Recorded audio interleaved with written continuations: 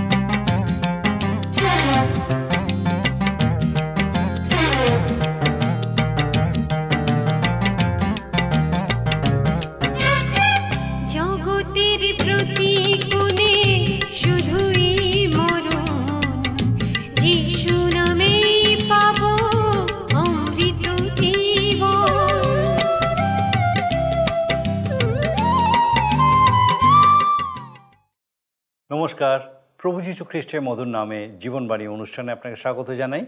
আমরা পবিত্র বাইবেলের গীতসংহিতা পুস্তক থেকে অধ্যয়ন করছি, আর বর্তমানে আমরা এই পুস্তকের চতুর্থ খণ্ড অর্থাৎ গণনা পুস্তক অংশের গীতগুলি অধ্যয়ন করছি। আমাদের গত পর্বে আমরা তিনটি ভিন্ন ভিন্ন বিষয় নিয়ে লেখা গীত আলোচনা করেছি, আর তার প্রথমটি হচ্ছে মৃত্যুর গীত, দ্বিতীয়টি জীবনের গীত এবং তৃতীয়টি বিশ্রামবাস সংক্রান্ত গীত।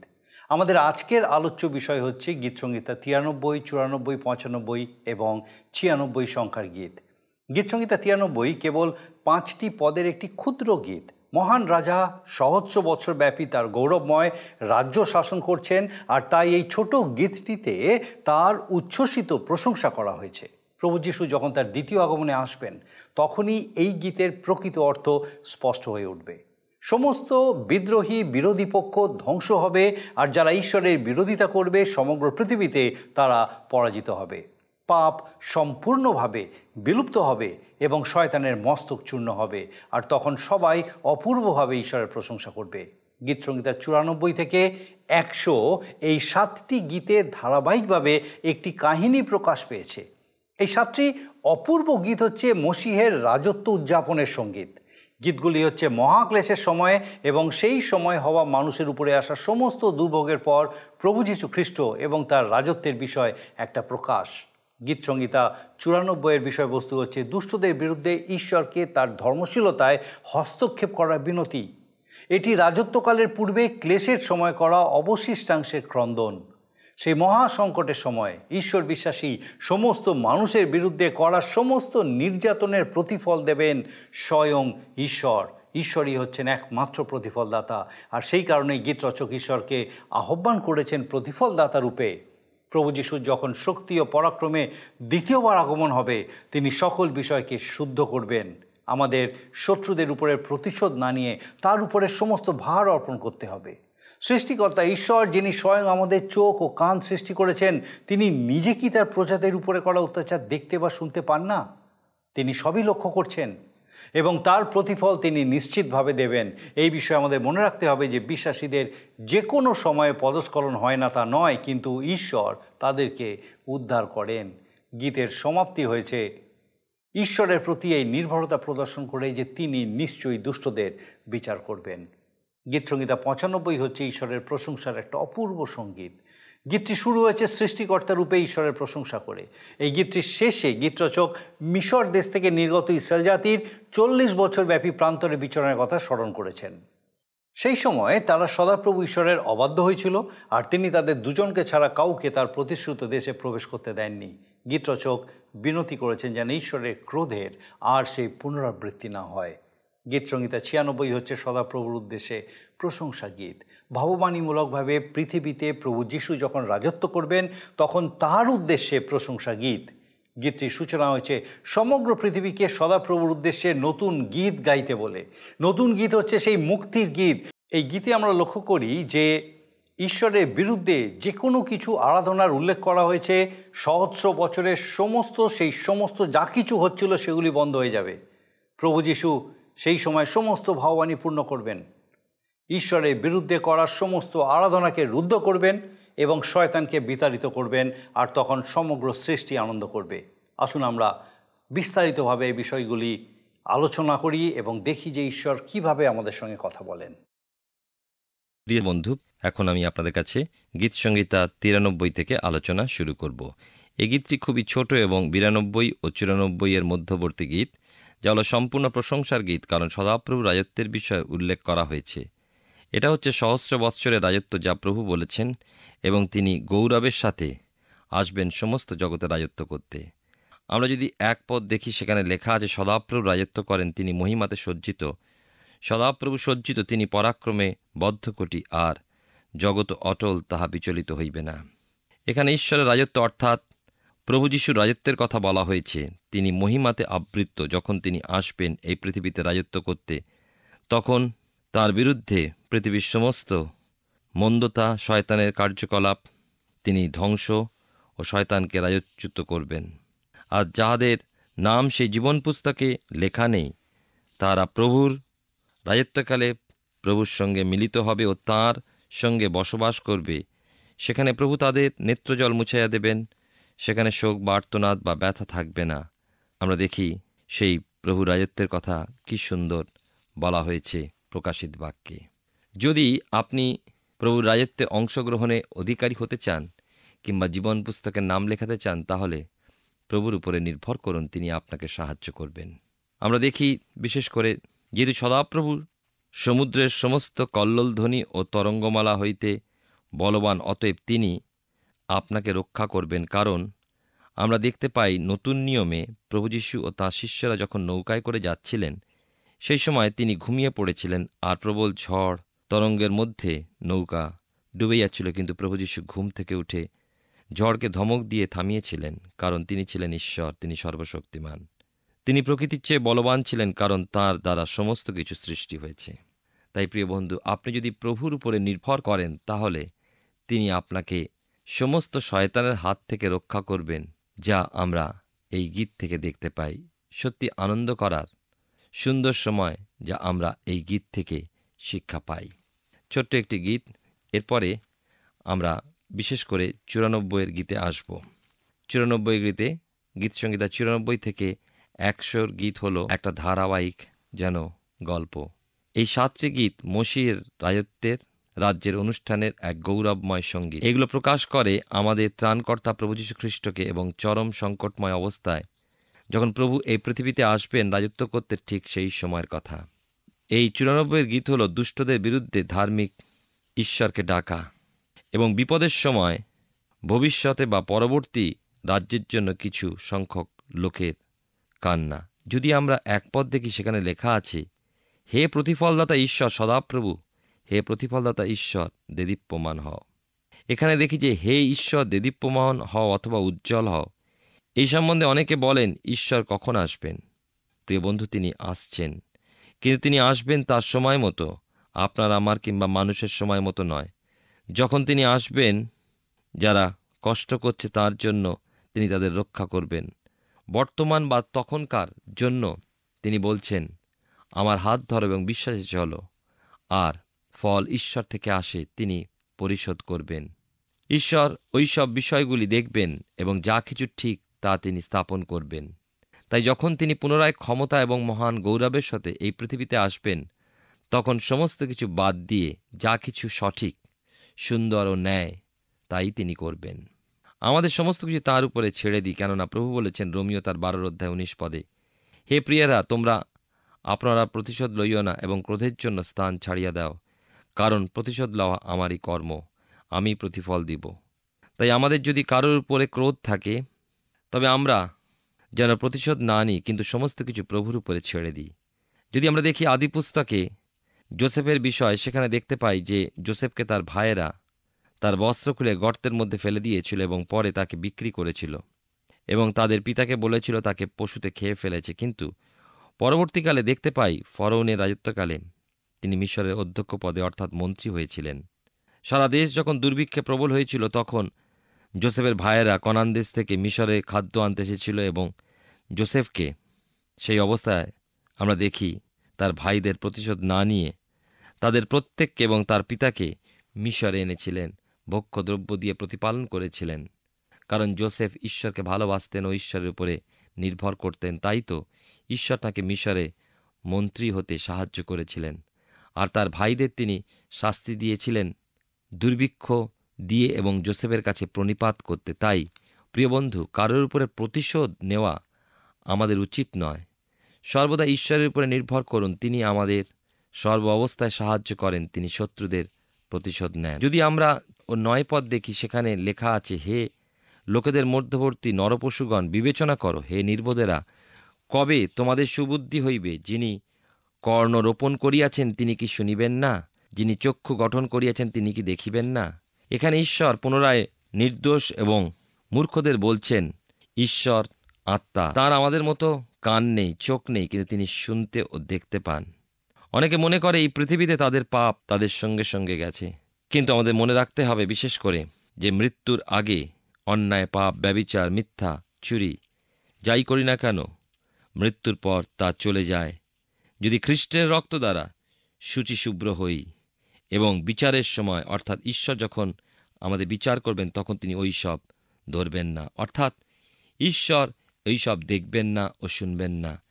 কিন্তু আমাদের মনে রাখা উচিত, আমরা যা কিছু করি না কেন ঈশ্বর তা দেখছেন ও শুনছেন, তা লিপিবদ্ধ করছেন। লূক লিখিত সুসমাচারের 16 অধ্যায় 19 থেকে 25 পদে দেখি, একজন ধনবান লোক বেগুনে কাপড় ও সূক্ষ্ম বস্ত্র পরিধান করে প্রতিদিন জাঁকজমকের সাথে আমোদ প্রমোদ করত। আর তার ফটকদ্বারে লাসার নামে একজন কাঙাল, যার গায়ে ঘায়ে ভরা ছিল এবং ধনবানের মেজ হতে পতিত গুঁড়া গাড়া খেত, আর কুকুরেরা তার ঘা চাটত। কিন্তু কালক্রমে ধনবান ও কাঙাল লাসার মারা গেল।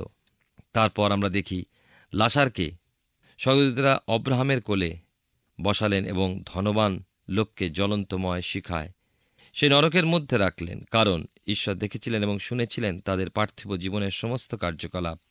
তাই তো ঈশ্বর তাদের সেইভাবে শাস্তি বা বিচার করেছিলেন। প্রিয় বন্ধু, এই জগতে আমরা যা কিছু করি না কেন, তার মধ্যে দিয়ে প্রতিনিয়ত পাপ করে চলেছি। সেই পাপ আপনি বা আমি কেবল 2টি জায়গায় রাখতে পারি, তা হলো খ্রিস্টের কাছে অথবা নিজের কাছে। যদি আমরা নিজের কাছে রাখি, তাহলে ভবিষ্যতে অর্থাৎ মৃত্যুর পর সেই ধনবান ব্যক্তির মতো সেই জ্বলন্তময় আগুনের নরকে যেতে হবে। আর যদি খ্রিস্টের উপরে আমাদের পাপ সকল অর্পণ করি, তাহলে বিচার থেকে আমরা উত্তীর্ণ হয়েছি। কারণ রোমীয় তার 8 অধ্যায় 1 থেকে 2 পদে লেখা আছে, যারা খ্রিস্ট যীশুতে আছে তাহাদের প্রতি কোনো দণ্ডাজ্ঞা নাই। কেননা খ্রিস্ট যীশুতে জীবনের আত্মার যে ব্যবস্থা, তাহা আমাকে পাপের ও মৃত্যুর ব্যবস্থা হইতে মুক্ত করিয়াছে। যাহাদের জীবন সেই গৌরবময় জীবন প্রভুতে রইয়াছে, তাহারা সেই সময়ের দিকে এগিয়ে চলেছে, অর্থাৎ ঈশ্বরের পবিত্র স্থান স্বর্গের দিকে চলেছে, যেন ঈশ্বরের সঙ্গে মিলিত হতে পারে। প্রিয় শ্রোতা বন্ধু, প্রিয় ভাই ও বোন, 18 পদে লেখা আছে 94 গীতে, যখন আমি বলিতাম আমার চরণ বিচলিত হইল, তখন হে সদাপ্রভু তোমার দয়া আমাকে সুস্থির রাখিত। এ বিষয়ে একজন গীতিকার বলেছেন, আমার পদস্খলন হয়েছিল, কিন্তু ঈশ্বর ধরিয়াছেন। আমরা যদি দেখি দাউদের জীবনে, তিনি ছিলেন ঈশ্বর ভক্ত এবং ঈশ্বরের ইচ্ছা অনুসারে চলতেন। তার ফলে ঈশ্বর সমস্ত শত্রুর হাত থেকে তাকে রক্ষা করে দিগ্বিজয় হতে সাহায্য করেছিলেন এবং প্রচুর ধন সম্পত্তি লাভ করতে সাহায্য করেছিলেন। কিন্তু যখন তিনি বৎসেবার সহিত ব্যভিচার করে ফেলেছিলেন, তার পদস্খলন হয়েছিল এবং ভুল বুঝতে পেরে ঈশ্বরের কাছে তিনি ক্ষমা চেয়েছিলেন, আর ঈশ্বর তাকে সুস্থির করেছিলেন, অর্থাৎ রক্ষা করেছিলেন। আমরা চিন্তা করি, আমরাও কি সেই দাউদের মতো ঈশ্বর হতে দূরে চলে যাচ্ছি? তাহলে আসুন আমরা সেই দাউদের মতো বলি, হে ঈশ্বর, তুমি আমাকে সুস্থির করো, তুমি আমাকে ধরো। ঈশ্বর আপনাকে রক্ষা করবেন বা ধরবেন, কারণ যারা প্রভুকে ডাকেন ঈশ্বর তাদের নিকটবর্তী। 23 পদে লেখা আছে, তিনি তাহাদের অধর্ম তাহাদের উপরে বর্তাইয়াছেন, তাহাদের দুষ্টতায় তাহাদেরকে উচ্ছিন্ন করিবেন। সদাপ্রভু আমাদের ঈশ্বর তাহাদিকে উচ্ছিন্ন করিবেন। এই গীত শেষ করেছে যে ঈশ্বরের মন আছে এবং দুষ্টদের বিচার করবেন। আমরা দেখলাম এই গীতের মাধ্যমে আমরা যদি আমাদের পাপ প্রভুর উপরে ছেড়ে দিই, তাহলে তিনি আমাদের অনন্ত জীবন দেবেন এবং আমরা বিচারে আনিত হব না। এবং যদি আমাদের কোনো শত্রু থাকে বা কারোর উপরে কোনো ক্রোধ থাকে, আমরা যেন তার প্রতি প্রতিশোধ না নিই, কিন্তু সমস্ত কিছু ঈশ্বরের উপরে ছেড়ে দিই। ঈশ্বর তাদের বিচার করবেন এবং তাদের অধর্ম অর্থাৎ তাদের দুষ্টতা অনুসারে শাস্তি দেবেন এবং আপনাকে রক্ষা করবেন। তাই এই মুহূর্তে যদি আপনার কোনো পাপ বা কোনো রাগ থাকে, তাহলে কোনো কিছু চিন্তা না করে ঈশ্বরের উপরে আপনার জীবন অর্পণ করুন।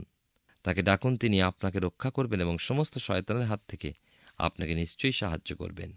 আমরা 95 গীত দেখব এবং এই 95 এবং 96 গীত ধারাবাহিকভাবে আমরা দেখব। যদি আমরা 95 গীতের 1 থেকে 5 পদ পড়ি, তাহলে বুঝতে পারব ঈশ্বর হলেন রাজাদের রাজা এবং তার অপরিসীম ক্ষমতা সম্বন্ধে। 1 পদে লেখা আছে, আইসো আমরা সদাপ্রভুর উদ্দেশ্যে আনন্দ গান করি, আমাদের ত্রাণশৈলের উদ্দেশ্যে জয়ধ্বনি করি। আমরা দেখি যে ইসরায়েলেরা মিশর দেশে বন্দী অবস্থায় ছিল এবং নানাভাবে অত্যাচারিত হতো। ঈশ্বর তার সন্তানদের আর্তনাদ দেখেছিলেন এবং মোশির নেতৃত্বে মিশর রাজ ফরৌনের কাছ থেকে তাদের উদ্ধার করেছিলেন। ইসরায়েলরা দেখেছিল কিভাবে ঈশ্বর তাদের রক্ষা করছেন সেই ফরৌনের হাত থেকে। যেদিন তারা ফরৌনের হাত থেকে মুক্তি পেয়েছিল, সেই দিন তারা ঈশ্বরের উদ্দেশ্যে আনন্দ গান করেছিল। ঠিক সেইভাবে আমরা যদি আমাদের জীবনের দিকে তাকাই, আমরা পাপে ডুবে আছি এবং ঈশ্বর থেকে দূরে চলে যাচ্ছি। ঈশ্বর তার নিজ পুত্রকে এই জগতে প্রেরণ করেছিলেন সেই পাপ থেকে আমাদের উদ্ধার করতে, যেন আমরা পরিত্রাণ পাই। আমরা যদি তাকে বিশ্বাস করি, তাহলে তিনি আমাদের মুক্তি দেবেন, অনন্ত জীবন দান করবেন। সকলে মিলে আমরা সেই ইসরায়েলের মতন আমাদের ত্রাণশৈলের উদ্দেশ্যে জয়ধ্বনি করি, স্তব সহকারে তাঁর কাছে গমন করি। 3-4 পদে দেখি, এখানে ঈশ্বর হলেন সমস্ত কিছুর সৃষ্টিকর্তা। যদি আমরা আদি পুস্তক 1 অধ্যায় পড়ি, সেখানে আমরা দেখতে পাই ঈশ্বর তার বাক্যের দ্বারা আকাশমণ্ডল ও পৃথিবীর সমস্ত জীব জন্তু ও পশু পাখি সৃষ্টি করেছিলেন এবং তার সৃষ্টির মধ্যে মানুষ হল প্রধান সৃষ্ট জীব।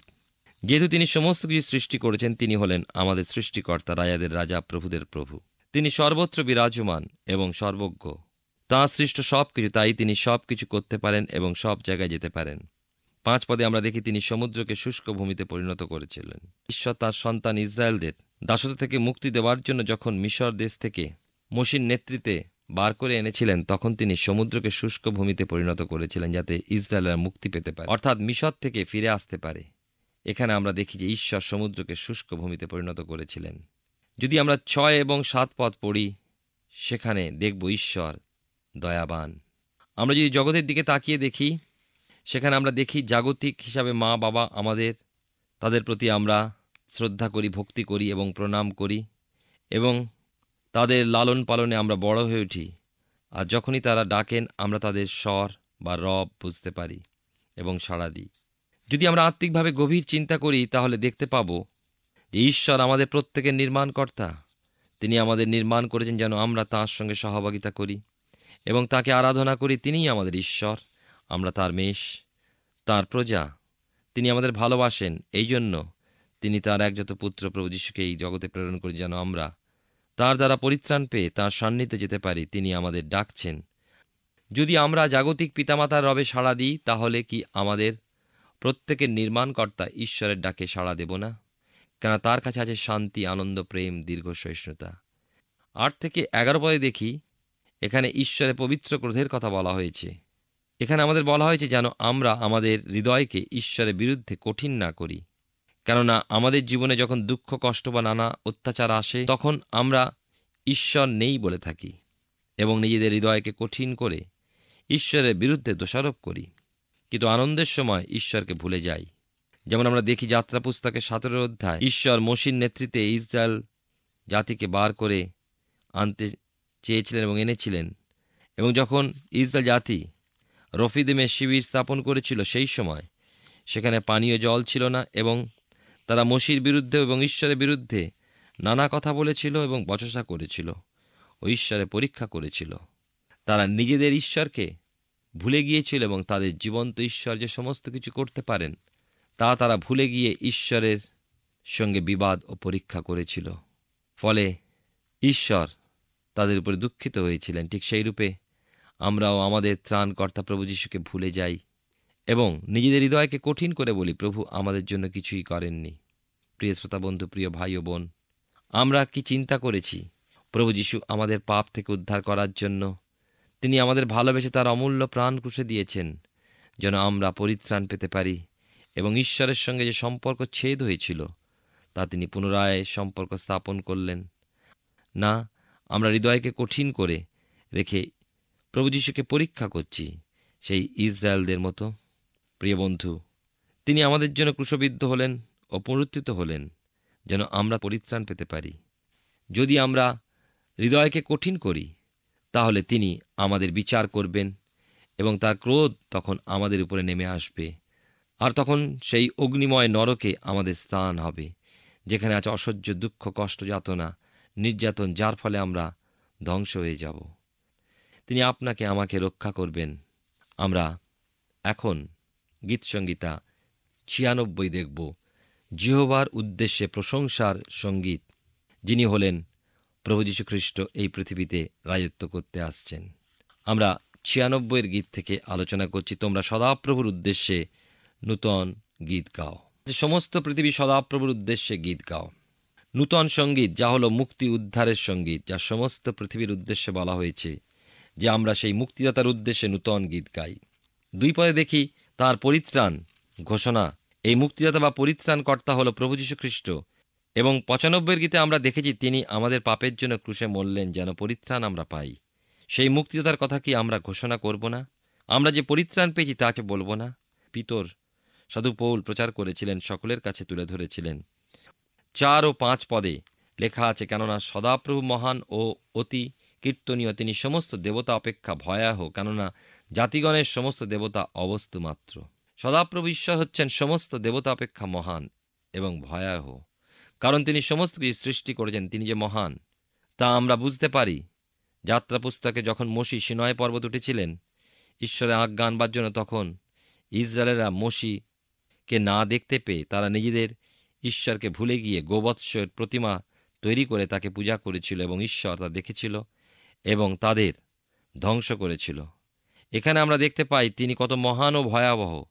তাই আমাদের উচিত আমাদের একমাত্র ঈশ্বরকে তার আরাধনা করা ও স্তব স্তুতি করা, কারণ তিনি সমস্ত প্রতিজ্ঞার চেয়ে মহান। তিনি আমাদের নির্মাণকর্তা। আমরা যদি 6 থেকে 13 পদ পড়ি, সেখানে লেখা আছে, আমরা যেন আমাদের ঈশ্বরের কাছে নৈবেদ্য নিয়ে আসি, তার মহিমা কীর্তন করি। তার সৃষ্ট সমস্ত বস্তু যেন আনন্দ করে, উল্লাসিত হয়, কারণ তিনি আসছেন বিচার করতে। তাই আমরা যেন আনন্দ করি তার আগমনের জন্য, কারণ আমরা দেখি যখন রাজা আসেন বিচার করতে তখন আমরা কত আনন্দিত হই, কারণ আমরা জানি রাজার সমস্ত মন্দতা, কুসংস্কার এবং শয়তানকে দূর করে যা ন্যায্য বা সত্য তার পক্ষে রায় দেন, অর্থাৎ বিচার করেন, মিথ্যাকে দূর করেন, সত্যকে প্রতিষ্ঠা করেন।